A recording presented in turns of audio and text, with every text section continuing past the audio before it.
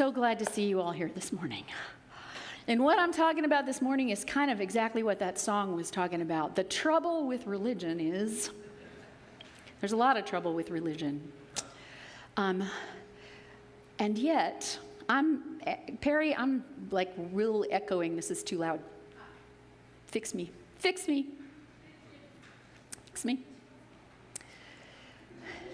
The beauty of religion is that every single religion that is or ever was, I believe, started with a human being having an experience of the divine, having a true, mystical, bodily, heart, mind, spirit experience of something beyond the ordinary, something that they could identify as this is not just regular. There's something bigger than me going on here. And then the problem is when that person wants you to get that, and so they tell you this is the way to do it. And they write down the rules, and then they teach other people this is the way to do it, and whether they have that experience or not, they've got the rules now, right? We all know what the rules are, so we start spreading the rules around. These are the rules. We just did a series on the 10 Commandments. These are the rules. These are the rules. And in Christianity, Jesus' interpretation of the 10 Commandments, that he came to complete the law, to fulfill it. Not only do you not kill, you don't think about killing, right? All of those are the rules. But the rules don't get you there. The rules may be a method. They may be something that supports you in getting there.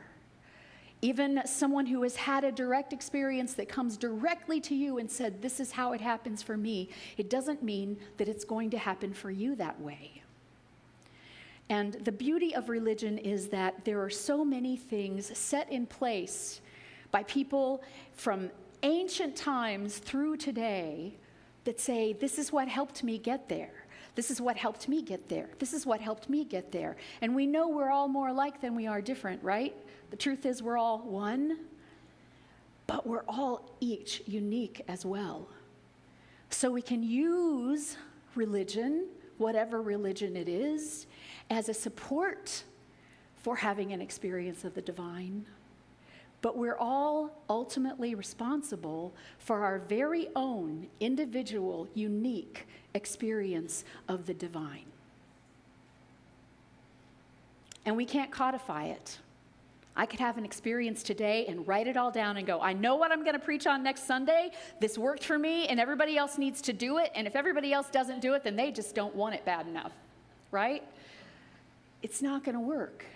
It's not going to work. Maybe it'll be helpful to you to go, oh, that's what she did. Okay, maybe that's a way I can think about that. Or maybe if I do this, it will put me in a better place. Or maybe this is a tool I can use to school my mind so that I'm ready to receive something like that. But the rules itself, the codifying of the method, does not do it. And every method is just a method.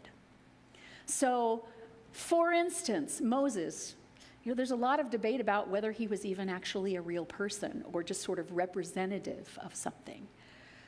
That what Moses did is, and what the writers of the Old Testament did, many writers over many years, decades, centuries, right? It looks like it's all in one book. Somebody sat down and wrote it, right? God dictated it. No.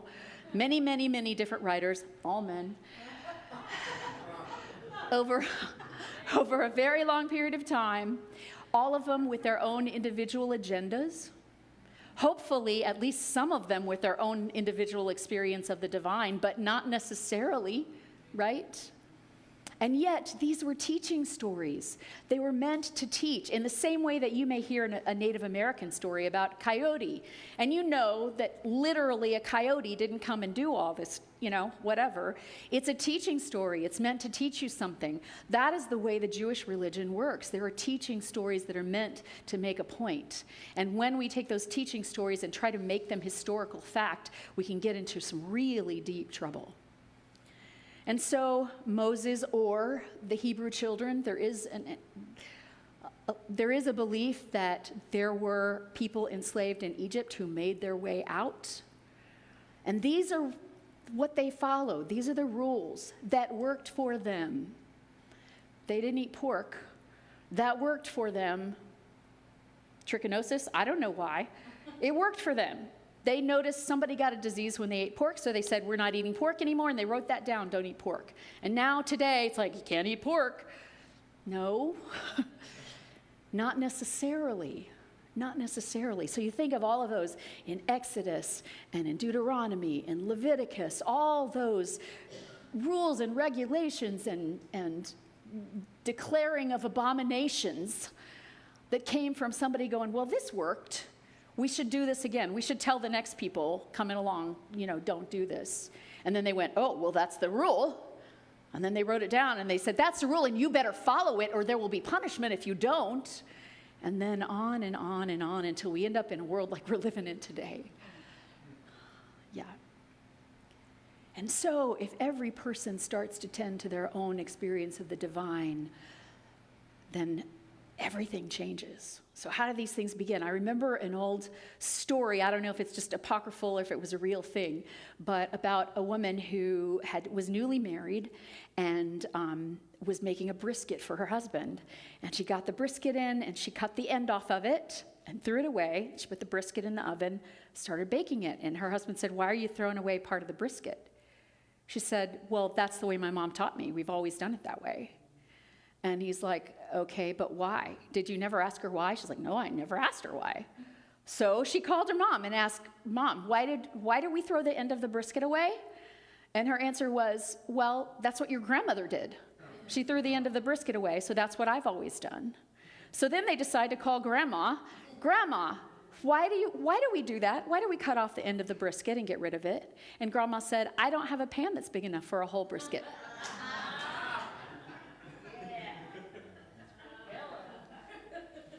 That's an example of what it takes when someone does something that works for them, someone else makes it a rule, and then it's passed down without question, right? Silly as that seems, that's what we're doing. That's what we're doing in life today. A lot of that's going on, How do these things begin? Just like that. Somebody doesn't have a big enough pan. So Jesus says hell a lot. Supposedly says hell a lot in the New Testament. He says love a lot, but he says hell a lot. But hell, he uses different words for it. Sheol, which just means the place of the dead. And Gehenna, which is actually a garbage dump that is burning, that people take their refuse to burn. Is it possible that he was talking about a metaphor? That if you don't do things in your life a certain way, you may feel like you're living on a garbage dump? Or even extending that metaphor of this burning place, maybe you will desire or need or come to a point in your life where you will receive some purification by fire, which will get you to the next place. Anybody in here not had a purification by fire at some point in their lives? Right? We all have that happens. But then he said hell, and then they wrote down hell, and then you'll go to hell, and he said these things, so if you don't do these things, then you'll go to hell. And here's what hell is. Codifying it. Muhammad, I believe, was very much guided by God, and he went up onto the mountain every day, and he heard the word of God in his mind, and he came home and dictated it. And it's interesting to me that Muhammad was a prophet. Muhammad is not worshipped in Islam. It's very, very clear. It's the religion of the prophet. It's not the prophet's religion. The religion is of Allah, of God. But the prophet wrote these things down. And Muhammad himself says there were great, this is an Abrahamic religion. It comes from the exact same foundation as Judaism and Christianity. And so our Hebrew Bible is very similar to has a lot of the similar stories or same stories as the Quran. And he talks about how each prophet had something to add. Each prophet that came along, Joel, and each prophet that came along had something to add to the prophets of old. And he says that Jesus was the greatest prophet of all so far, but since he got killed, he couldn't fulfill his mission. So I, Muhammad, now have a prophecy, and I am the final one.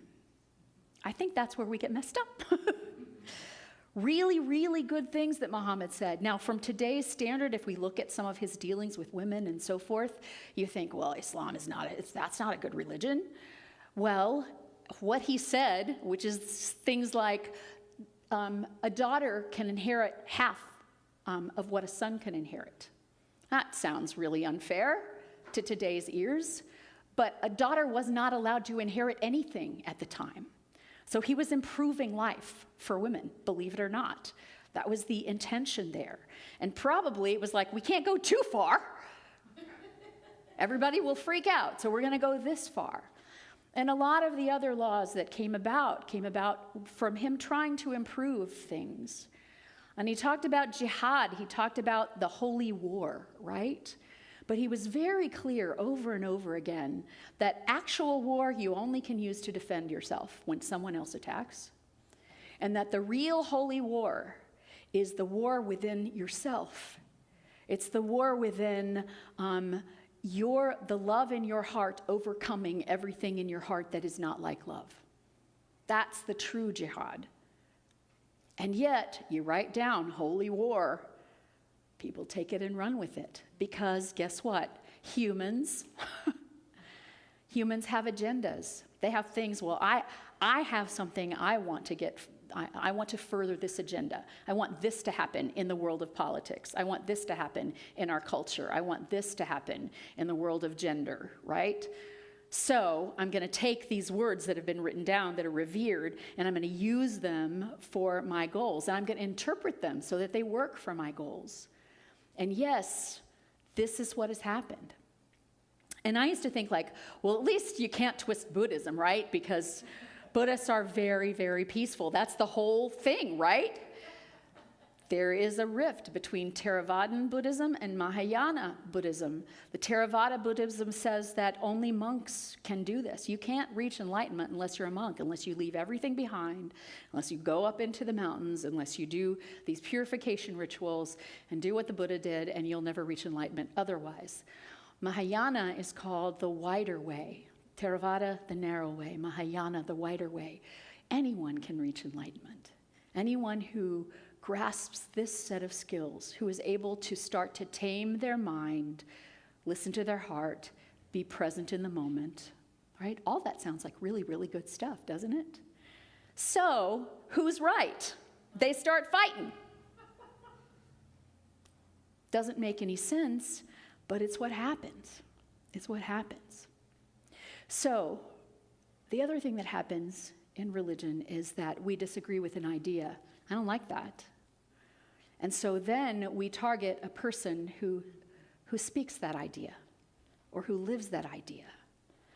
And this is, if you never learn anything else in your life, if you can learn how to hate a behavior and love a human, you don't have to love the behavior.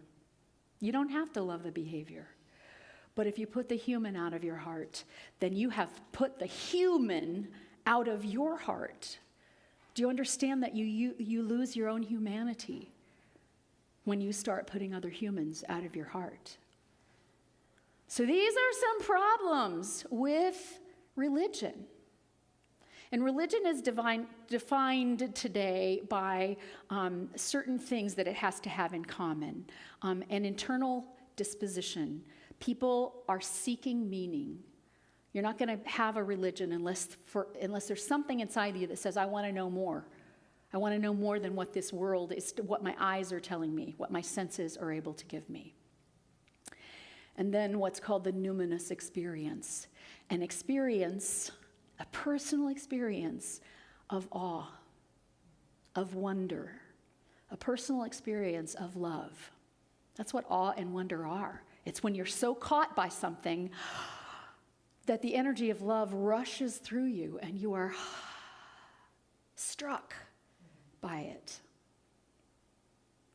How many of you have had a numinous experience? Just struck, even for a moment, just struck by love, struck by awe, struck by wonder. And it's usually temporary. And then you go, what was I doing right then? And if I do that over and over and over again, maybe if I keep going back to the Grand Canyon, maybe I can have that feeling again. Well, turns out you can live right at the Grand Canyon and not have that experience every day because humans, right? The other thing that religions have in common is active practices. So participation in some sort of ritual or in prayer or meditation or reading certain sacred texts. That's part of what makes a religion a religion. And then the other thing is shared beliefs, a community of people who share these practices, who hopefully are also seekers and who have had or are seeking that numinous experience and who are actively practicing things that they think will help them get there, like prayer and meditation. And then inner transformation, because why would you stay if your life weren't changing in some way? If it didn't make you better, why would you get up on Sunday morning and get dressed and come here if in some way you did not believe that your life was being made better by being here? So we do that. We do that because we go, you know what? This works. We're coming to my point. But I do want to talk about, that's what the 5 things that it takes to make something be called a religion. And that's why Buddhism, which is not really a religion, is called a religion, because it has these things, people that practice together. It has seekers. It has a numinous experience, an experience of the moment, an experience of being in the now, and an inner transformation that is either taken place or that is being sought. William James, in his Varieties of Religious Experience, talked about, rather than a religious experience, he called it religious experience, but rather than religion, it's a spiritual experience. And that's what we're seeking. We're not seeking to participate in a religion necessarily, although that might be very helpful to you. I think most religions were set up with people really, really wanting to help people have these experiences, but just with ignorance about how that's going to happen. And with humans who want power going, and I'll tell you how to do it, and you better do it, or there's going to be consequences. But William James says it's something that is ineffable, a religious experience. It cannot be described in words. If you've had one of those experiences of awe and wonder, it is impossible to tell somebody else exactly about it. And so there's a problem with religion, something that cannot be put into words, we immediately write millions of words about. And people like me stand up on Sunday morning and flap their jaws and say a million words about something that cannot actually be transmitted by language. We talk around it, but that's the best we can do.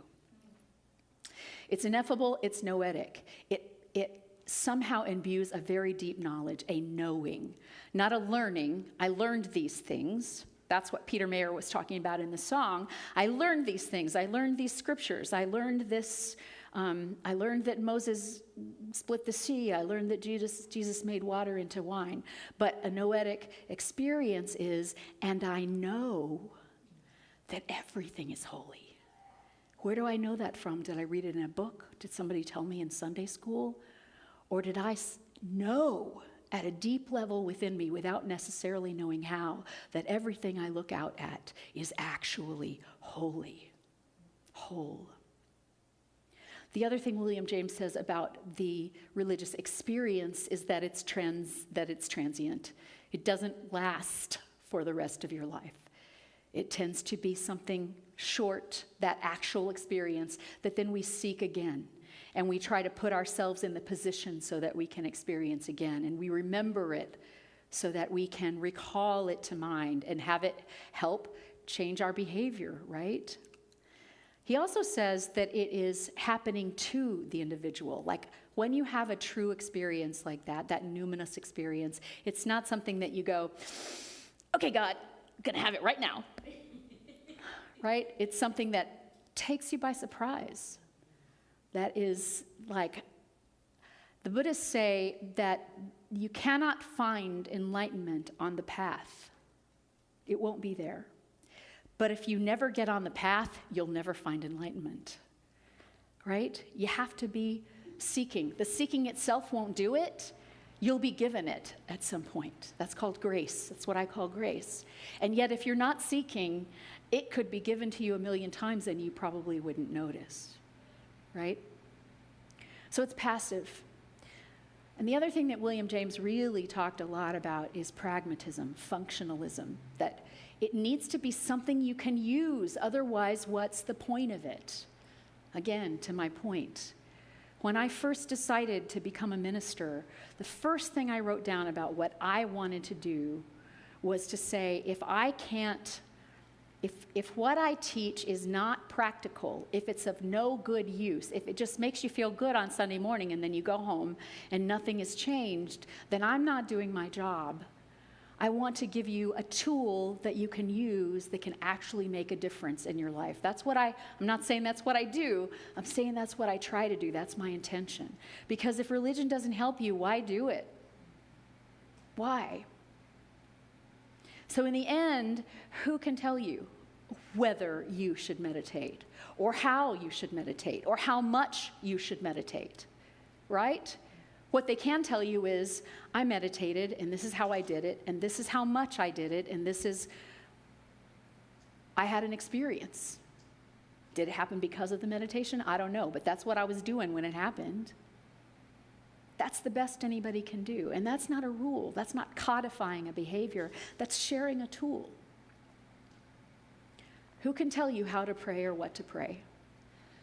Now, I just taught the prayer partners last week how to pray. And yet, what it is that we have an experience that says praying in this way is more effective. Praying in the way that tries to beg God to give us something that we don't have doesn't really work because none of us has the power to change God. But praying in a way that aligns our minds and hearts with the wonder and beauty and perfection of God, suddenly everything gets lined up. We can't make God line up with us, but we can line up with God. Why? It just works. My life works better when I align it with the divine than when I try to tell the divine what it should be doing. If I were God, here's how I would do it, and really my message to you, God, is that you're not doing it right? That's what beseeching prayer is. This is what I need. Obviously, you don't know this. You would have given it to me already. But this is what I need. And this is what they should do. A lot of prayers are about that. This is what they should do. And if you have the power to actually write it down in rules and put it in a book and call it holy, then whoo, you've got a lot of power at that point. But you can exercise that power on your friends and your family. You can certainly exercise that power on your children, and you got to be aware of it. But when you go, no, I'm going to align myself with the beauty that is, and then see what comes and know that that is for my good. And then my job is to make my attitude such that I recognize it as good when it comes, so that I can then use it as good in my life. Yeah? Who can tell you what the names of God are? There are many, many names for God. There's only one God. But there are many, many, many different names for God. And I love that at the end of that poem or that meditation. May our list of names for the holy not ever be finished. May every day, maybe every hour, maybe every minute, you find something else that's like, you know what? That's holy too. I can make that a name for God. Any holy thing that happens. And as we already discussed in the song, everything is holy now. So in the end, it doesn't matter what religion you follow. All religions are meant to lead to the path of love. They all have different mythology, and the mythology is way different. And the arguments happen over the mythology. Which story is the true story? But all of the stories were meant to bring you to a place of love. All of the stories were meant to bring you to a place of oneness. And if you get beyond the story and get to that place, it doesn't matter what your religion is. Anyone will work if you are aligned with the divine and determined to have your own experience and not try to do someone else's experience. So, 5 things I'm going to say just to take home with you.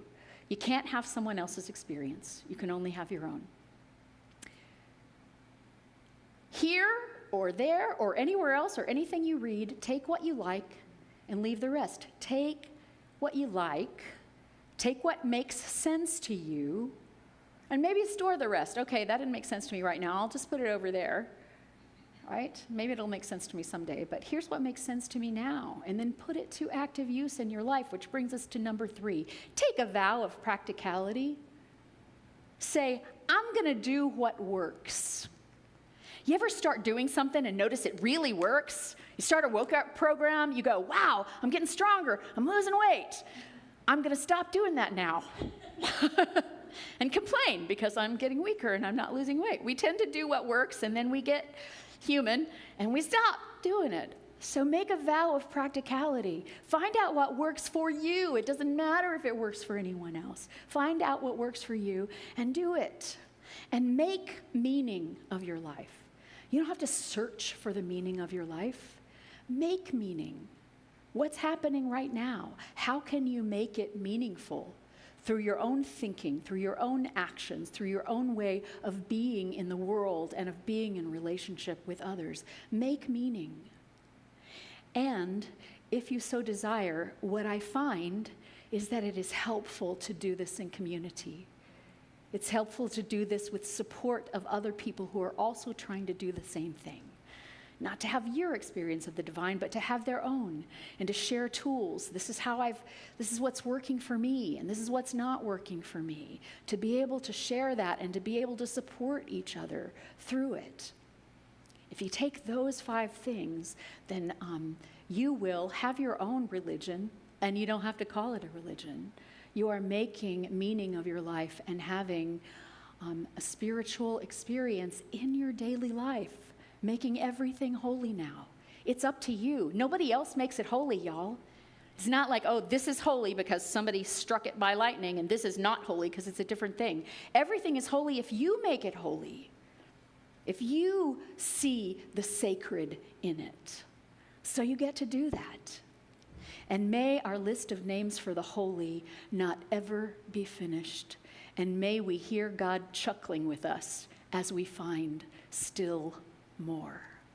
Thank you.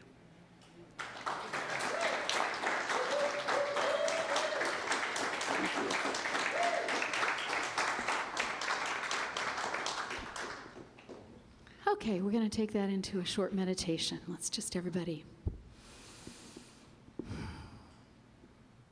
settle yourself in wherever you are.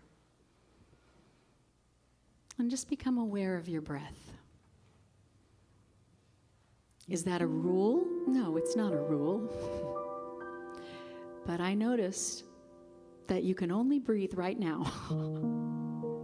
Yesterday's breath does you no good, and you can't breathe tomorrow. You can only breathe right now. So if you concentrate on the breath, then you may find yourself exactly where you are instead of in a million other places that your head might want to lead you.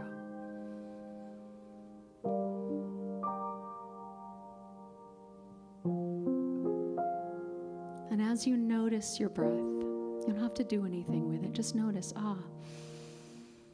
here it comes. There it goes. Here it comes. There it goes. Possibly allow each breath to feel like a numinous experience in itself. Here's your body using a million functions to make this happen. Here is a planet, a whole universe designed to provide you with what you need. Is God breathing you? Oh, yeah.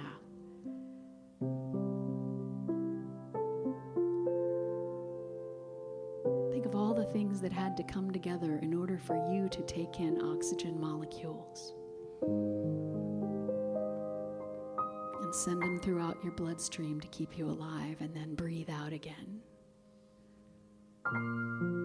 To breathe in what the trees are breathing for us, and to breathe out something that helps the trees breathe. When you know that, when you allow that thought in, how could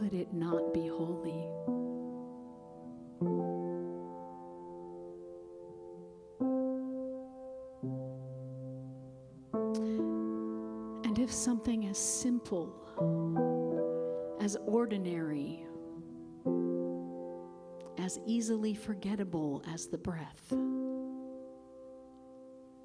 can be a holy experience, then know that everything can be an experience of the holy, an experience of the divine.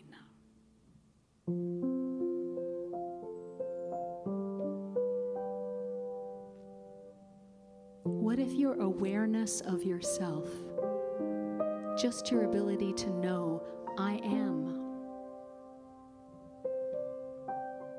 what if that itself was holy? That would make you holy. And it is, and you are.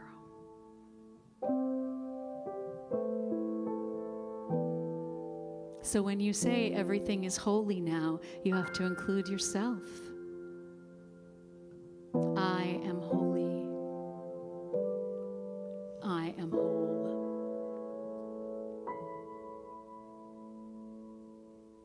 If everything's a miracle, I am a miracle, and you are a miracle, and we are walking miracles.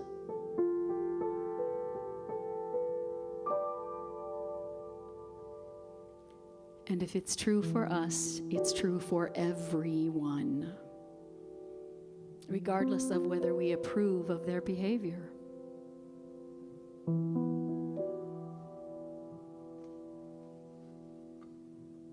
And so we do what unfortunately religious leaders have not necessarily done in the past. We take our mind off what other people should be doing and we put it on ourselves.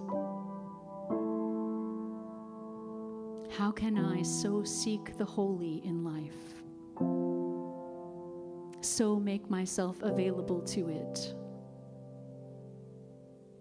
that the world becomes a holy place for me in every moment? That my own breath and my own being become holy, and I begin to see everything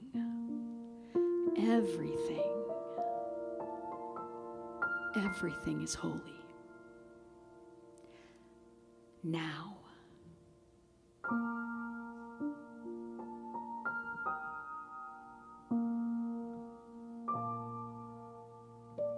There's no other time.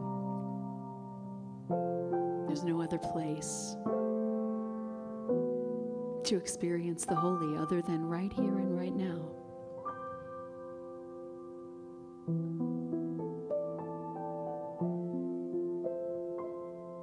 And so may we find the holy within and without us, in this and every moment, knowing it is our birthright. Just because we're here, we get to be holy, and so does everyone else. And that is unity. That is oneness. And so it is.